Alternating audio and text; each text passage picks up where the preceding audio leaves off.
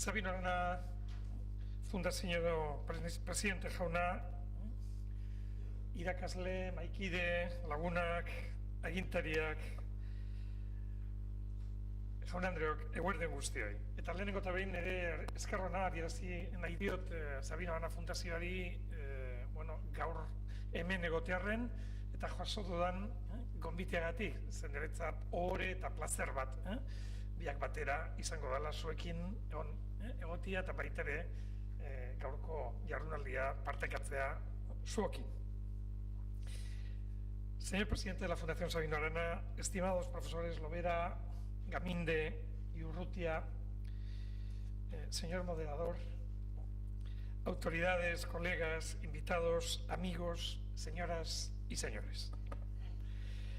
Como acabo de hacer en euskera, quisiera manifestar en primer lugar mi agradecimiento a la Fundación Sabino Arana por la invitación que me ha hecho para participar en este seminario de hoy, dedicado nada menos que a conmemorar el centenario de la llegada del nacionalismo vasco al gobierno de la Diputación de Vizcaya, con don Ramón de la Sota y Aburto al frente de la misma. Quisiera también mostrar mi satisfacción por compartir mesa y acto con tan ilustres colegas y sobre todo amigos, a los que conozco desde hace muchos años y con los que he tenido el honor y el placer de trabajar codo con codo en la Universidad de Deusto, tanto en la Facultad de Derecho como en el Instituto de Estudios Vascos. Y naturalmente me gustaría agradecerles a todos ustedes su amabilidad al haber acudido hoy a este seminario. Y si me permiten, voy a llevarme el agua, ¿no? Sí. No, aquí mismo. Bien, este año 2017 tenemos efemérides tristes y también alegres que celebrar, ¿no? Como ocurre siempre en la vida, por otra parte.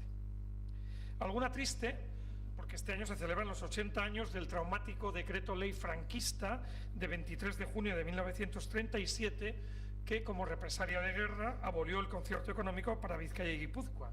Y como ustedes saben, supuso un largo paréntesis en estos dos territorios hasta que el concierto económico fue recuperado gracias a los nacionalistas vascos, ¿no? También en 1981, y que afortunadamente sigue vigente hasta hoy. Pero también tenemos cosas alegres que celebrar. Por ejemplo, los 100 años de la revista Hermes, que edita esta casa. Y naturalmente, cómo no, el primer centenario de la llegada del nacionalismo vasco al gobierno de la Diputación Foral de Vizcaya. Es la primera vez que el nacionalismo vasco consiguió llegar a gobernar una institución vasca de tal relevancia.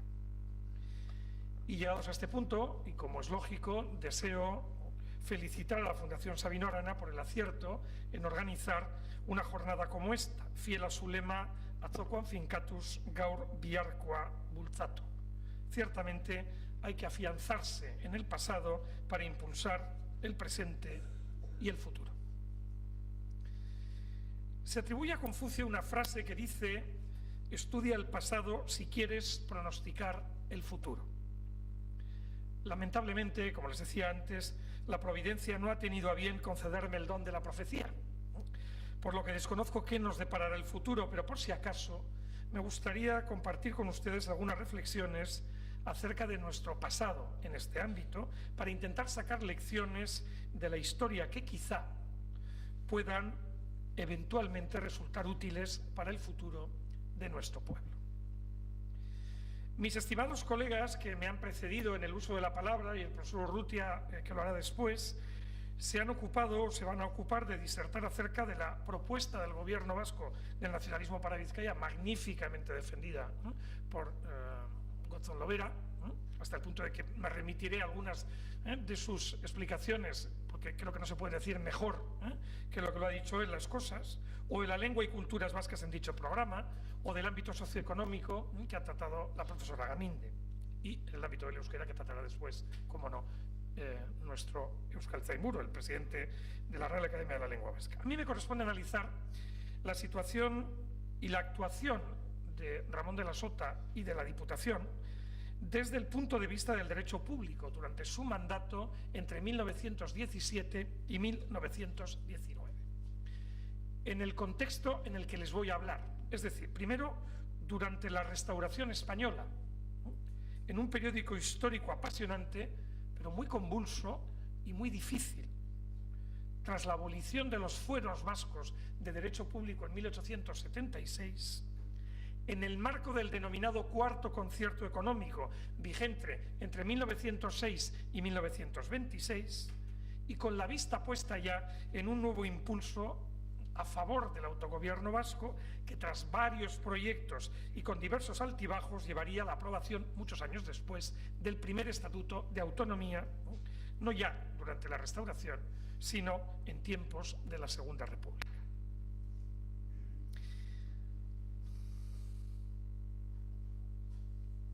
Quisiera recordar con ustedes, me permiten, aquellos tiempos revueltos.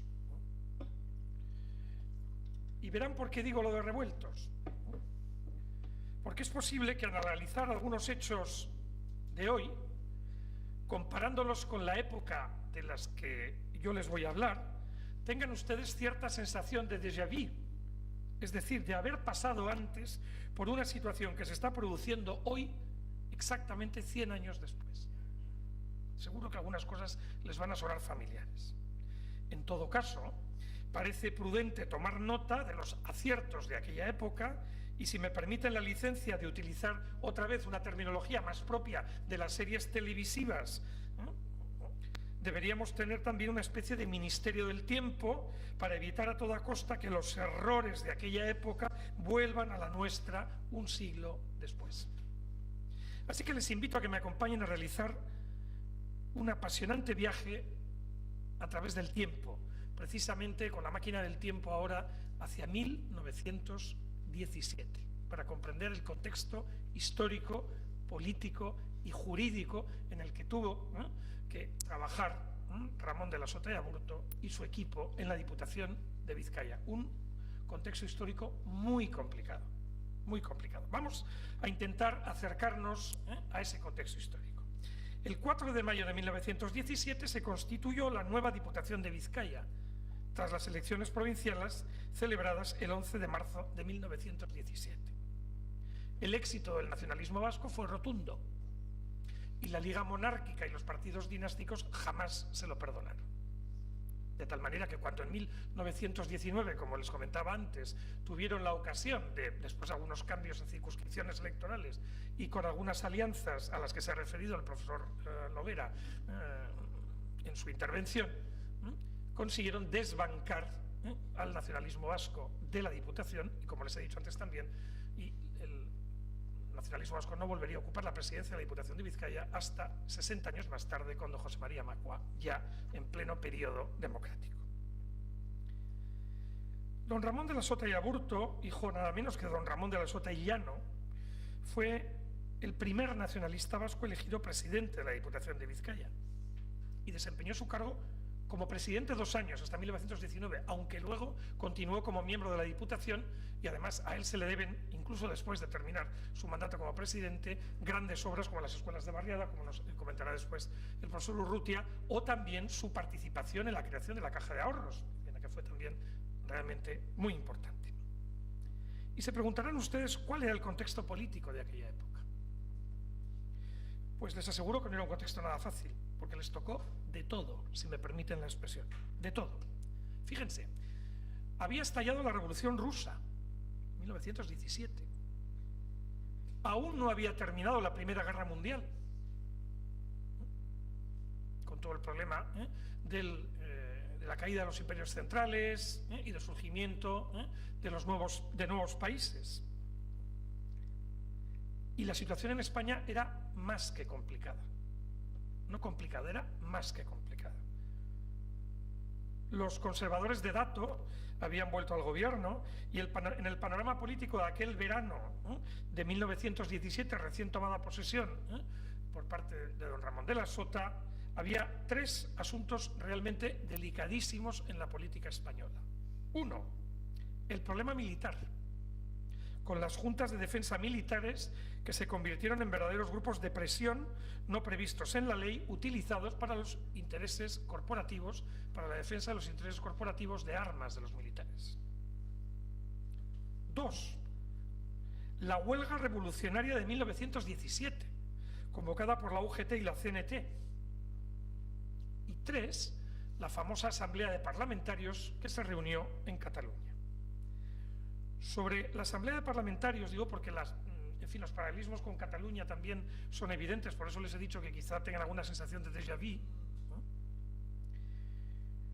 En Cataluña, la Liga Regionalista de Cambó, con base en la Mancomunidad Catalana, que había surgido, como saben ustedes, por agregación de las diputaciones catalanas en 1914, y después de la muerte de Prat de la Riba fue Cambó quien lideró ese movimiento, presionaba para la convocatoria de Cortes para abordar el tema catalán. 1917. Este jueves son las elecciones catalanas 2017. Lo dejo ahí.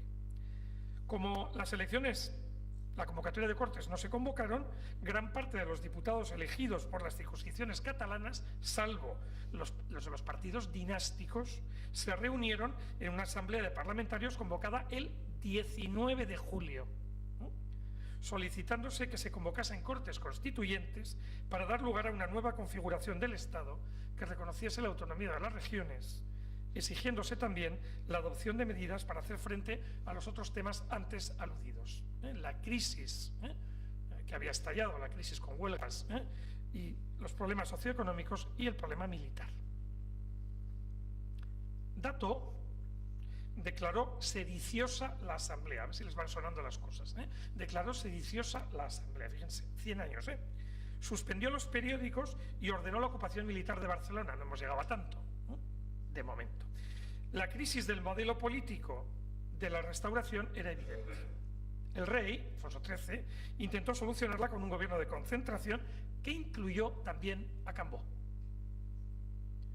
Y a consecuencia de la huelga, reprimida violentamente por las tropas, se encarcelaron, entre otros, algunos de los destacados líderes socialistas, entre ellos Largo Caballero y Besteiro. En las elecciones a Cortes de 1918, ambos fueron elegidos diputados y fue un escándalo que siguiesen presos siendo diputados. Sin comentarios. Lo que dio lugar a una campaña que finalmente desembocó en su liberación. Y el propio Indalecio Prieto había tenido que exiliarse, aunque él sí, no sabemos si el señor Puigdemont pudo volver para tomar posesión de su escaño. Bien, por eso os digo con lo del Ministerio del Tiempo. Las elecciones no solucionaron los problemas y provocaron que el ejército y el rey fuesen adquiriendo cada vez más poder y que los gobiernos, tanto liberales como conservadores, se fueran debilitando cada vez más, hasta que en 1923 Primo de Rivera, a la sazón capitán general de Cataluña, instauró la dictadura consentida por el rey Alfonso XIII. Por eso les decía lo del Ministerio del Tiempo, espero que haya alguna posibilidad de taponar estas cosas, no vaya a ser que se nos cuele alguien de 100 años e intente hacer lo mismo que hace 100, esperemos que no. Bueno, pues este era el contexto que le tocó vivir a don Ramón de la Sota y Aburto. Guerra mundial, huelgas, en fin, situación política en España complicadísima, y aún así hizo lo que hizo en 2 años, en 2. Fíjense ustedes si hubiera podido alargar su mandato más, como decían antes. Volvamos al punto de partida. Ahora tienen ustedes ya, de alguna manera, el contexto histórico en el que tienen que trabajar don Ramón de la Sota y Aburto y su equipo en la Diputación de Vizcaya. Labor que fue boicoteada sistemáticamente por los partidos legitimistas que en la propia toma de posesión, como les decía antes, no ocuparon sus escaños. Es decir, ya se veía claramente que los partidos legitimistas y dinásticos entendían que aquello era una especie de ofensiva nacionalista y que había que desalojar a los nacionalistas de la Diputación, como así hicieron 2 años más tarde, en 1919. La situación era la siguiente: los nacionalistas vascos, históricamente, como muchos en el país, todavía supuraban por la derogación foral en 1876.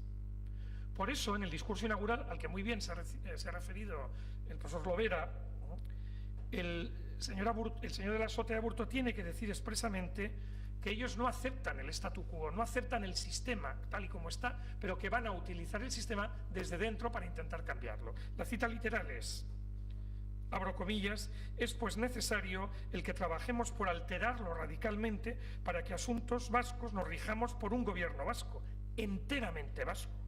Es decir, que en el terreno legal estemos donde nos encontrábamos en los tiempos anteriores a la primera ley derogatoria de 25 de octubre de 1839. Por eso en esa sesión inaugural se deja constancia expresa de la protesta contra la abolición foral, pero se intenta seguir adelante con una posición posibilista, que es a lo que se refiere parte del título de mi ponencia de hoy.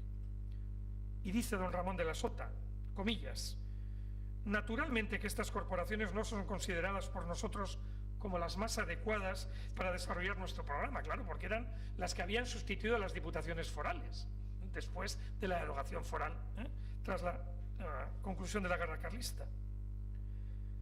En estas corporaciones de índole puramente administrativa poco podemos hacer en el logro total de nuestras aspiraciones, pero su postura política seguía siendo posibilista, aprovechando el marco existente entonces para ir a un nuevo marco jurídico y político en el que cupiera un mayor autogobierno vasco.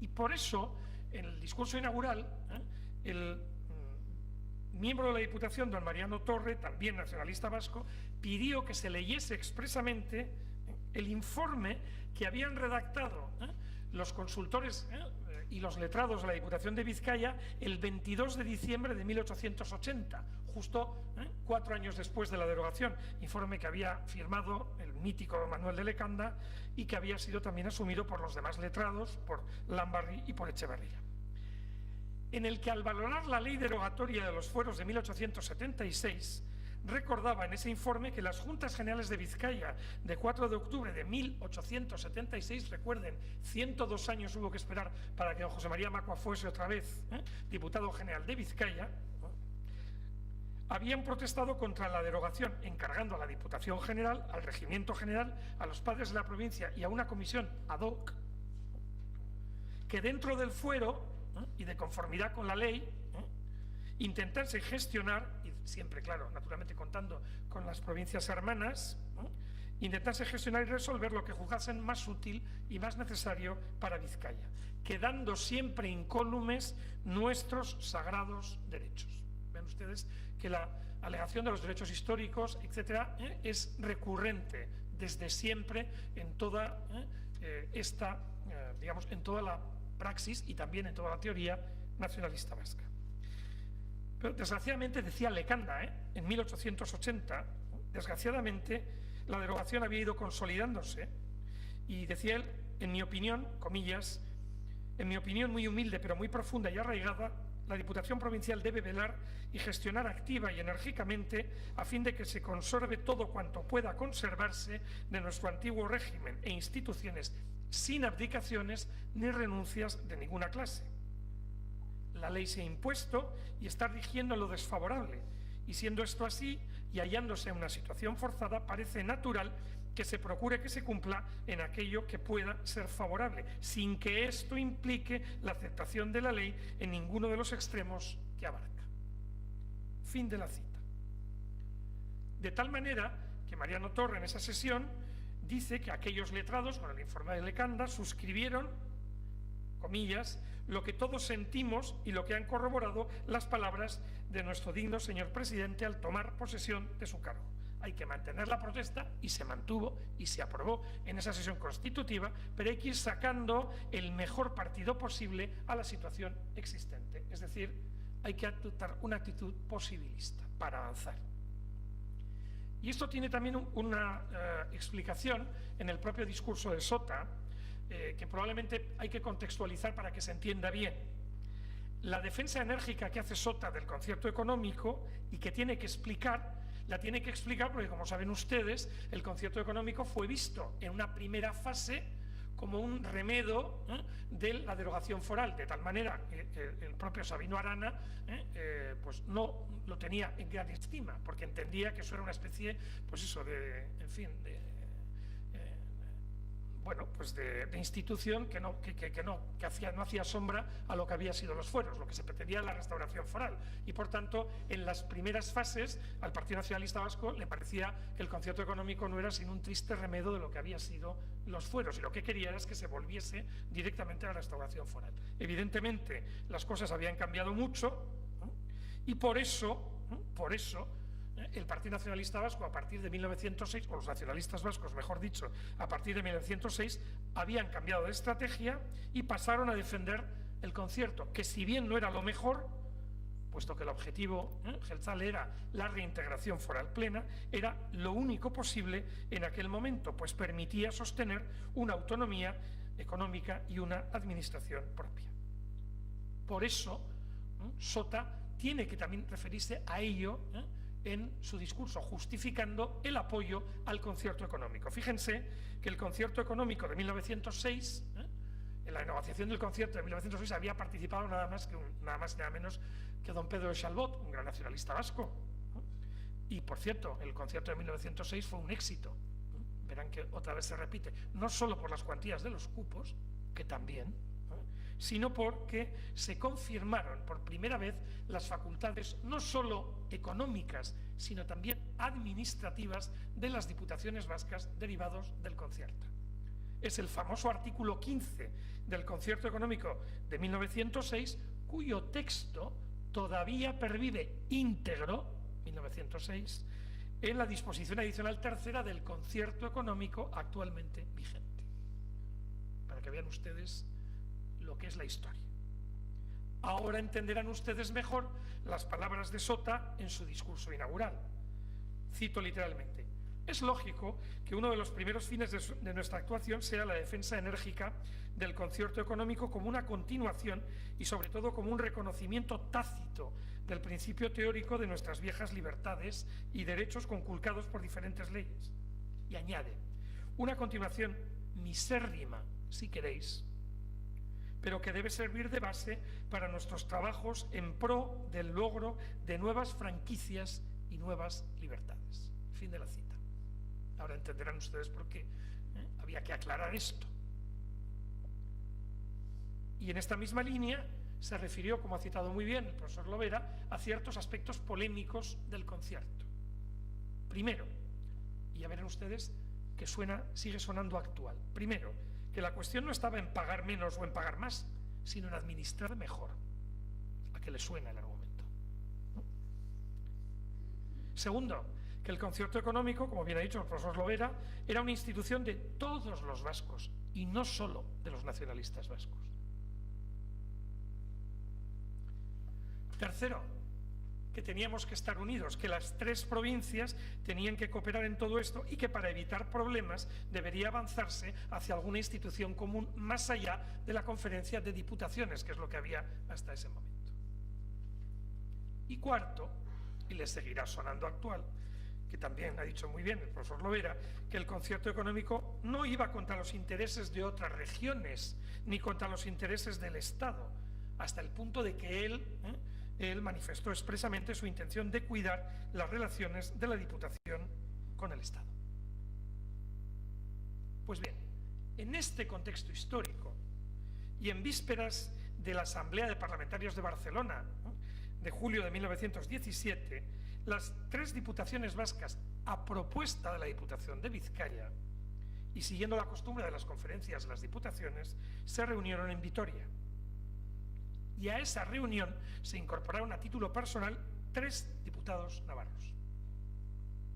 Allí se aprobó por unanimidad solicitar a los poderes públicos, dentro de la unidad nacional, porque había que contentar a todos, tanto para las diputaciones como para los ayuntamientos, una amplia autonomía, y se comisionó a los presidentes de las diputaciones para que convocaran a los representantes vascos en las Cortes y entregaran el acuerdo. Este es el mensaje de las diputaciones vascas, famosísimo mensaje de las diputaciones vascas al gobierno de Su Majestad de 1917, al que también se ha referido la profesora Gaminde. En él se recordaba cómo se mantuvo en el país el deseo de autonomía y tras la desaparición de las instituciones forales con enérgicas protestas vascas, se tuvo que reconocer, porque no había otro remedio, el régimen económico administrativo especial de los conciertos económicos para seguir avanzando. Sin embargo, ello no era suficiente y se pedía o la plena reintegración foral, que era el desideratum último, pero si ello fuera imposible, se pedía una autonomía mucho más amplia que la que existía en aquel momento.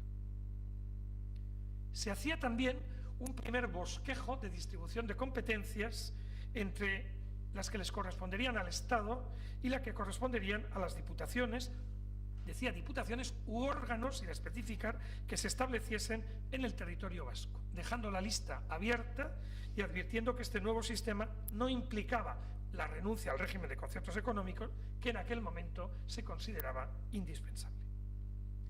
Y estos acuerdos de Vitoria, que se reflejaron luego en el mensaje de las diputaciones vascas del 17, tuvieron una virtud bastante rara en la vida política vasca, porque gustaron a todos los grupos, aunque ciertamente estaban lejos de los ideales de todos. Es una especie de transacción, que no es muy habitual en la historia política vasca. Como don Ramón de la Sota era un hombre de palabra y había prometido que todo lo que se hubiese tratado en esta reunión sería después expuesto y debatido con los ayuntamientos, cumplió su palabra y convocó a los ayuntamientos vizcaínos a una asamblea el 9 de agosto. Y a los exdiputados provinciales, a todos, para estudiar el tema. Y hubo un consenso bastante amplio a favor de la propuesta, de tal manera que se llevó a Madrid. El problema es que estamos en 1917, el gobierno dato había caído en noviembre, y eso hizo que hubiese que retrasar la entrega del documento hasta diciembre de 1917, cuando hubo que entregárselo al nuevo presidente del Consejo de Gobierno, presidente del Consejo de Ministros, a García Prieto, el liberal, que les contestó con muy buenas palabras, pero que se dedicó a meter en el cajón tal propuesta. Eso hizo que el mensaje de las diputaciones vascas cayese en el olvido. Bien, pero el cambio de los nacionalistas vascos hacia una política más posibilista les dio unos frutos excelentes en las elecciones a Cortes de 1918. 5 diputados y 3 senadores en Vizcaya. Espectacular. Y por eso no se lo perdonaron, como ya hemos visto antes. Y en septiembre del 18 tuvo lugar el primer Congreso de Estudios Vascos en Oñate, del que nacerían la Sociedad de Estudios Vascos y la Academia de la Lengua Vasca, como luego nos recordará don Andrés Urrutia, que es además su presidente. Fíjense lo que en 2 años hicieron, lo que podrían haber hecho si hubieran seguido más. Durante este tiempo se siguió profundizando en las iniciativas en pro de la autonomía. Se revisaron los proyectos de Consejo Regional que había propuesto ya Sabino Arana en su etapa de miembro de la Diputación de Vizcaya en 1898. Porque don Sabino quería que los 4 territorios tuviesen un órgano común con poderes reales que fuera mucho más allá de las conferencias de diputaciones. También, para equilibrar, se estudió la propuesta de Consejo Administrativo de Vizcaya que había propuesto don Indalecio Prieto, que era un órgano de fiscalización de los municipios en relación con la Diputación, porque los socialistas estaban siempre quejosos o siempre se quejaban de, decían ellos, el control exhaustivo que tenía la Diputación de Vizcaya sobre los municipios vizcaínos. Y en el seno de la Diputación de Vizcaya también se redactaron borradores de Estatuto de Autonomía, sí, en esta época, fíjense, en 2 años, que reservaban prácticamente al Estado las competencias exclusivas apuntadas en el mensaje de las diputaciones del 17. Estoy hablando del proyecto de Estatuto Orgánico de la Autonomía Vasca y del proyecto de Estatuto de la Autonomía Vasca, 2. Aparte de otros proyectos que presentaron otras fuerzas políticas, por ejemplo, los carlistas, jaimistas en aquella época, propusieron crear una comisión soberana encargada de restablecer las juntas generales, y los republicanos propusieron un proyecto de reorganización autonómica de Vizcaya. Es decir, todo eso estaba en ebullición en el mandato de don Ramón de la Sota. Desgraciadamente, el consenso no duró mucho y la Asamblea de Ayuntamientos Vizcaínos del 15 de diciembre del 18 acabó como el Rosario de la Aurora, literalmente, con graves incidentes, no se llegó a ningún acuerdo, se vio claramente un absoluto enfrentamiento entre partidos dinásticos y socialistas y los demás. y esto naturalmente tuvo su reflejo en la nueva composición de la Diputación en el bienio del 19. Pero hubo más intentos, Los nacionalistas vascos presentaron un proyecto de ley en el Congreso en el 18 que pedía la derogación de la ley del 39 y de las normas posteriores dictadas en su desarrollo, que establecía el protagonismo de las 4 diputaciones para negociar con el gobierno las bases en las que ha de descansar la mutua y cordial convivencia, decía, de aquellos territorios con el Estado español. Y sin duda, el intento más serio fue el de la famosa comisión extraparlamentaria creada por Romanones por Real Decreto de 18 de diciembre de 1918 para intentar buscar de alguna manera salidas a las demandas de las autonomías, básicamente en Cataluña y aquí. Dentro de la comisión, y esto lo conocen ustedes muy bien, hay historiadores muy ilustres y políticos muy ilustres que conocen muy bien la historia en la sala, se creó una subponencia vasca de la que formaban parte Orueta, que era el liberal romanonista, Senante, que era integrista, pero que fue el encargado de dirigir las oficinas de las diputaciones vascas en Madrid, y Chalbot, nacionalista vasco. La subponencia redactó, como saben ustedes, un dictamen que seguía el hilo y el sendero del mensaje de las diputaciones vascas de 1917. En ella se pedía primero la derogación de las leyes abolitorias de los fueros y la restauración de los órganos forales y, alternativamente, si ello no fuera posible, un sistema de autonomía, con una lista de competencias que se establecía y se recogía en las famosas 8 bases del dictamen. El texto era ambicioso, pero no fue aceptado en Madrid. Y el texto que finalmente fue aprobado por la Comisión Extraparlamentaria resultaba inaceptable para las diputaciones vascas, como puso en manifiesto el propio don Ramón de la Sota en carta de la época. Y la situación política empeoró. Los catalanes, fíjense, seguimos con el déjà vu, se autoexcluyeron del proceso, presentando su propio texto de Estatuto de Autonomía. Las huelgas en Cataluña fueron a más, y al acabar la famosa huelga de la canadiense, que empezó como una huelga en el sector eléctrico, pero que se extendió a toda, que paralizó Barcelona y gran parte de la industria catalana, Romanones presentó su dimisión en abril de 1919 y fue sustituido por Maura, con lo que el único intento serio que había hecho el régimen de la Restauración para dar una salida al problema territorial de España se quedó en nada. Y habría que esperar hasta la Segunda República para que volviese a emerger el movimiento estatutario. En las elecciones a la Diputación vizcaína en 1919, la Liga de Acción Monárquica, una potente coalición de conservadores, liberales y mauristas, no tenía otra obsesión que desalojar al nacionalismo vasco de la Diputación, y lo logró, modificándose algunas circunscripciones electorales y con el apoyo de otras fuerzas políticas no nacionalistas.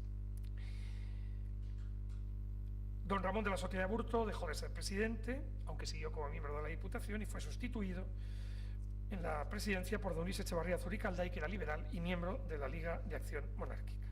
Fue esa vez la primera vez que un nacionalista vasco, voy terminando, señor Osa, la primera vez que un nacionalista vasco ocupó la presidencia de la Diputación de Vizcaya, y hubo que esperar casi 60 años para que don José María Macua volviese a ocuparla el 26 de abril de 1979, restauradas ya las Juntas Generales de Vizcaya y también ya como diputado general de Vizcaya.